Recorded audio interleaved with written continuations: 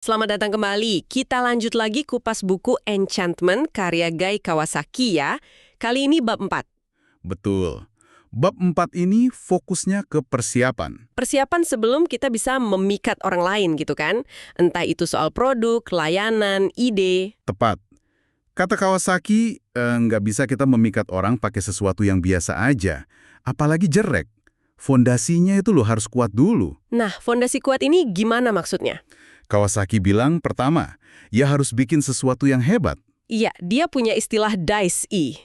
Itu singkatan dari Deed, Intelligent, Complete, Empowering, sama Elegant. Oke, DICE. Contohnya gimana tuh? Misalnya yang intelligent. Intelligent, cerdas ya. Contohnya itu fitur My Key dari Ford. Itu kan bisa bantu orang tua batasin kecepatan mobil atau volume audio buat anak remajanya. Itu kan cerdas banget ya. Oh iya. Benar juga. Kalau yang komplit, komplit itu pengalaman menyeluruh, kayak Lexus. Bukan cuma mobilnya yang bagus, tapi layanan after sales-nya, pengalamannya itu lengkap. Jadi Anda dapat paket komplit gitu. Masuk akal.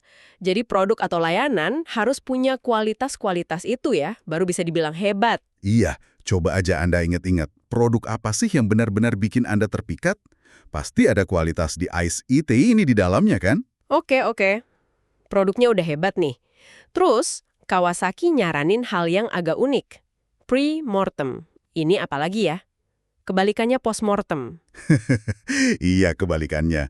Jadi bukannya nunggu gagal baru dianalisa, ini malah kita bayangin udah gagal total dari awal. Wah, kok gitu? Nggak pesimis tuh. Justru enggak. Ini cara cerdas buat ngatasin optimisme yang kadang berlebihan di tim. Terus juga biar nggak groupthink, semua mikirnya sama. Oh, jadi biar lebih waspada sama potensi masalah dari awal gitu ya? Betul banget. Jadi kita udah siap antisipasi. Realistis tapi strategis lah. Oke, siap. Produk hebat udah, antisipasi masalah udah. Langkah berikutnya apa nih? Katanya bikin segalanya jadi gampang ya? Nah, ini penting. Bikin gampang buat orang lain. Kawasaki cerita soal eksperimen tempat sampah itu loh. Oh iya, yang di pesta barbeque tim hokinya itu kan, satu tempat sampah kebuka lebar, satu lagi ada lubang kecil pas buat kaleng. Iya, hasilnya orang otomatis misahin sampah daur ulang ke yang lubang kecil itu tanpa disuruh, tanpa instruksi macam-macam. Hebat juga ya, cuma karena desainnya dibikin gampang aja. Nah, itu nyambung ke prinsip berikutnya. Hilangkan pagar pembatas. Jangan bikin hambatan sekecil apapun. Hambatan, maksudnya kayak biaya gitu? Bisa biaya, kayak cerita hotel di Paris yang tetap nge-charge biaya booking padahal kamar penuh. Tapi bisa juga pagar mental loh. Pagar mental, gimana tuh? Gini, riset nunjukin otak kita itu suka sama yang gampang diproses. Misalnya, font tulisan yang gampang dibaca, itu rasanya lebih bisa dipercaya. Oh ya? Iya. Atau nama saham yang gampang diucapin, itu cenderung lebih laku. Nah, pertanyaannya, Anda mungkin tanpa sadar masang pagar kecil kayak gitu nggak buat pengguna atau audiens Anda? Wah, ini detail kecil tapi ngaruh banget ya ternyata. Oke, lanjut. Soal komunikasi gimana? Harus pendek, simple? Iya, pesannya harus short, simple, and swallowable. Pendek, sederhana, gampang ditelan lah intinya. Kayak slogan pasca 9/11 di New York itu ya. If you see something, say something. Nah, persis. Gampang diingat, gampang dilakuin. Kawasaki juga nyaranin trikolon, 3 frasa gitu. Kayak lihat, coba, beli. Simple kan? Oke, jaga pesan tetap singkat juga ya. Kayak email maksimal 6 kalimat katanya. Betul. Dan masih soal bikin gampang nih.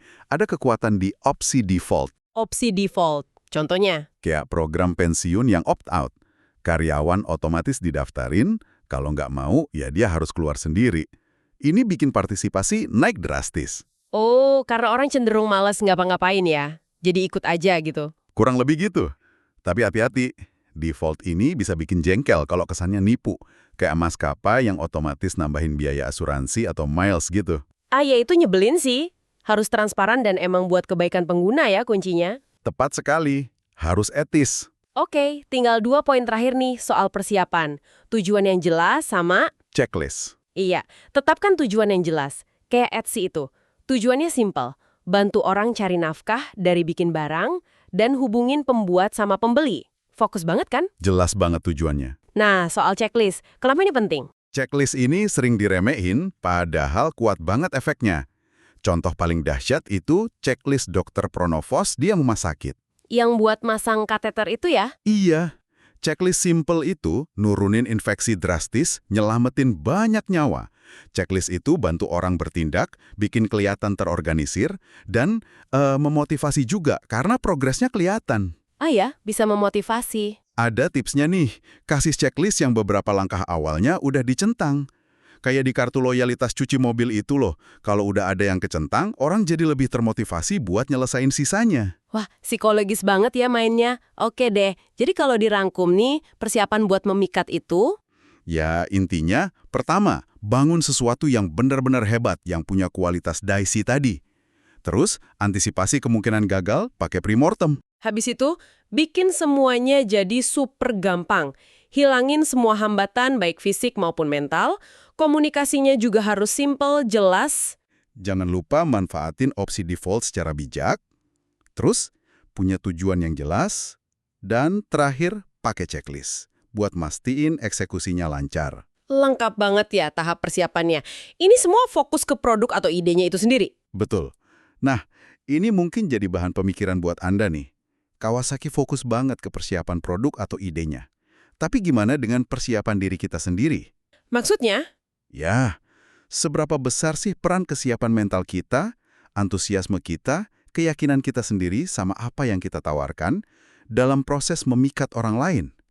Jangan-jangan itu lapisan persiapan yang lain lagi, yang sama pentingnya.